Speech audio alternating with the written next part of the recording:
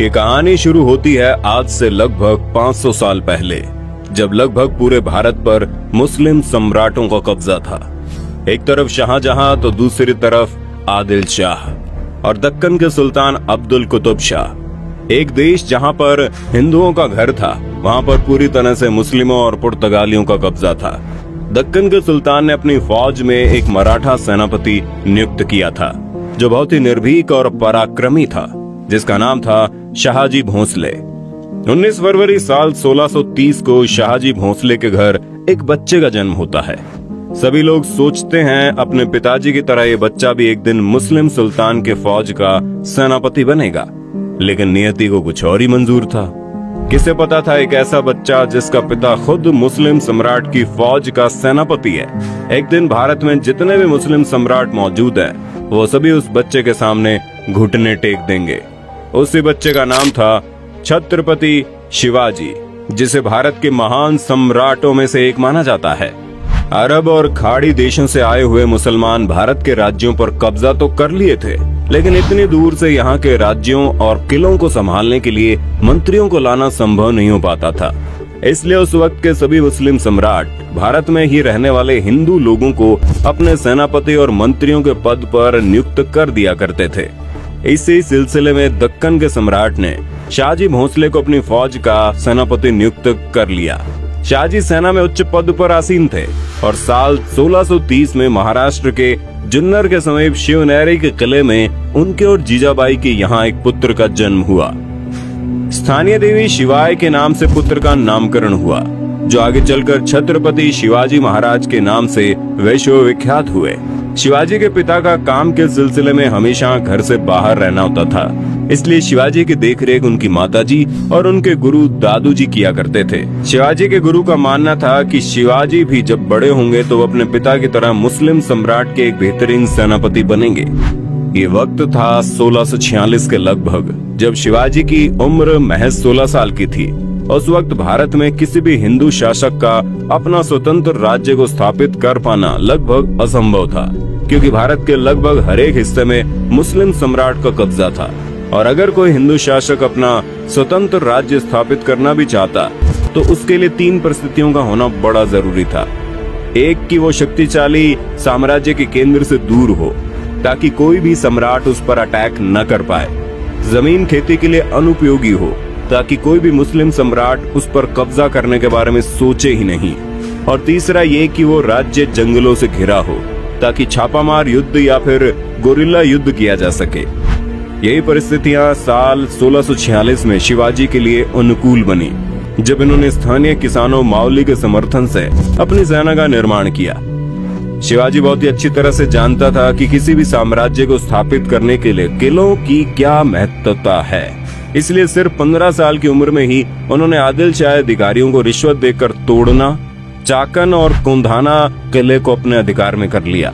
इसके बाद उन्होंने थाना फोर्ट, कल्याण फोर्ट और भिवंडी फोर्ट को मुल्ला अहमद से छीनकर अपने अधिकार में कर लिया।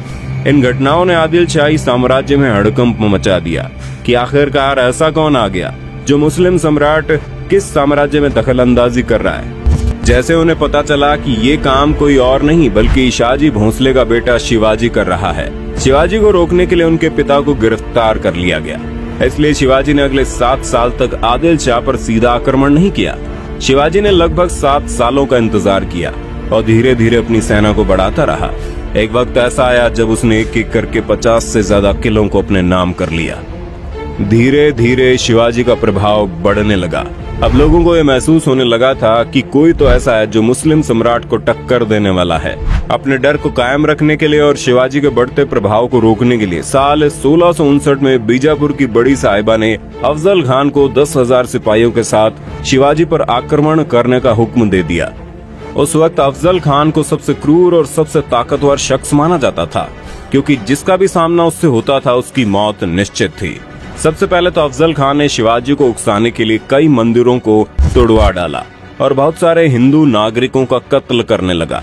अफजल खान को इस बात का पता था कि शिवाजी बहुत ही चालाक है, इसलिए वो एक एक करके सभी किलों को अपने कब्जे में ले रहा है। कहीं न कहीं अफजल खान को भी शिवाजी से डर लगने लगा था। यही वजह थी कि अफजल खान ने उसे चालाकी से मारने की सोची। और अफजल खान ने शिवाजी को मिलने के लिए न्योता भेजा।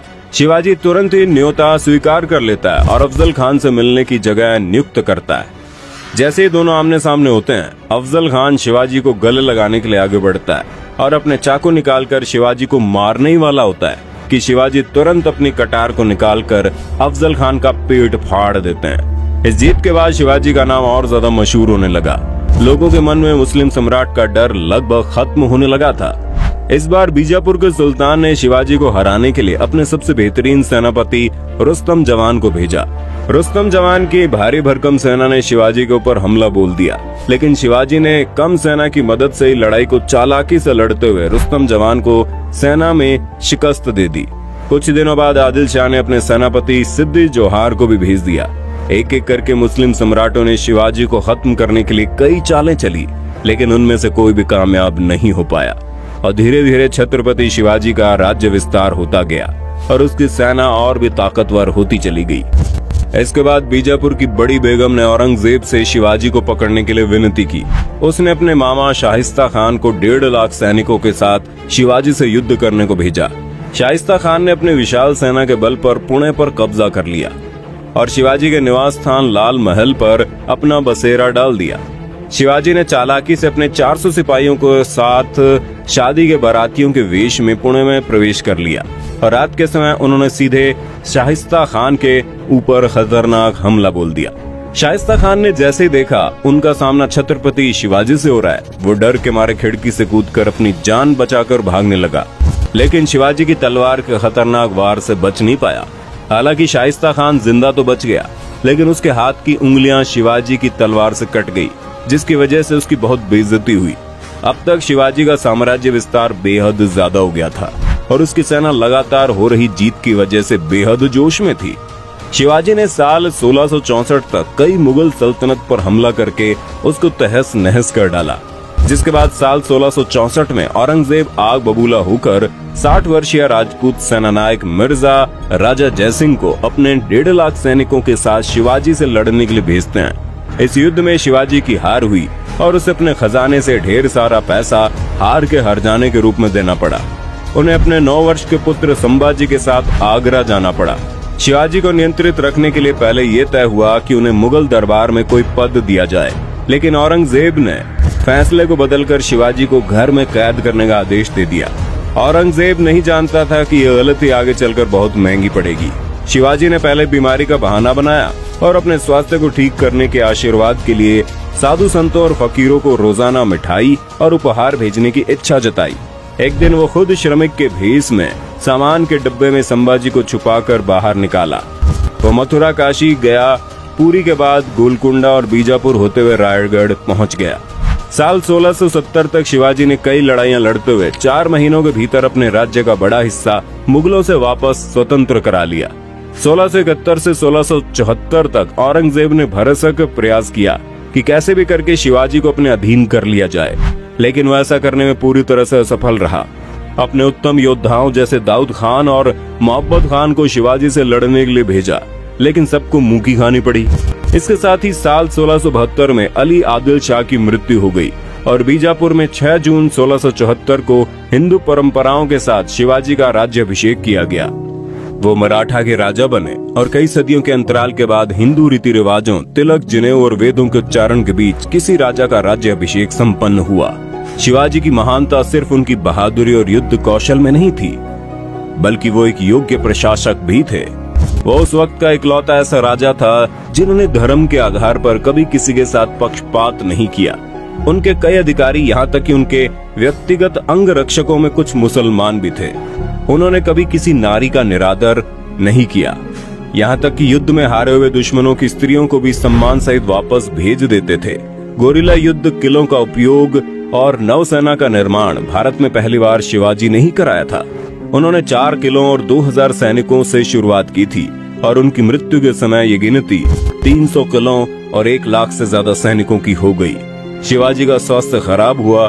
तेज बुखार और पेचिस की वजह से 52 साल की उम्र में उनकी मृत्यु हो गई। आपको जानकर हैरानी होगी, उस वक्त औरंगजेब यहाँ का सबसे ताकतवर शासकों में से एक माना जाता था, लेकिन छत्रपति शिवाजी की वजह से उसे लगभग 25 साल तक युद्ध करना पड़ा। और अपने जीवन के अंत तक युद्ध लड़ते लड़ते औरंगजेब पूरी तरह से बर्बाद हो चुका था और छत्रपति शिवाजी वो शख्स था जिसकी वजह से कई सालों लंबी लड़ाई के बाद एक बार फिर से पूरा हिंदुस्तान भगवामयी हो गया।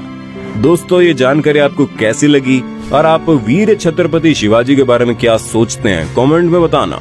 वीडियो अच्छी लगी तो लाइक कीजिए, चैनल को सब्सक्राइब करके बेल आइकन दबा देना, क्योंकि the earth adventure in Hindi की टीम आपके लिए हर रोज ऐसे इंटरेस्टिंग वीडियोस लाती रहती है।